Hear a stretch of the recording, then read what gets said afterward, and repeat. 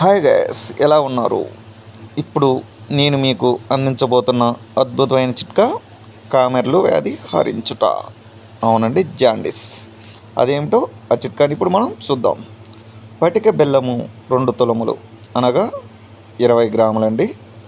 ఆవాలు పావు తులము అనగా 2.5 గ్రాములు. ఈ రెండింటిని కలిపి మెత్తగా నూరి మొత్తం 4 టాబ్లెట్లు చేసుకోండి.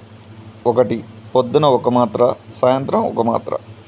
ఒక్కొక్కటి అరటిపండులో పెట్టి తినుచుండని ఎడల 2-3 రోజుల్లోనే కామెర్ల వ్యాధి హరించిపోవును. చూశారు కదండి, 4 టాబ్లెట్లు చేసుకొని ఉదయం సాయంత్రం అరటిపండులో యాడ్ చేసుకొని తినండి. ఖచ్చితంగా అద్భుతమైన రిజల్ట్స్ మీకు అందిస్తుందండి.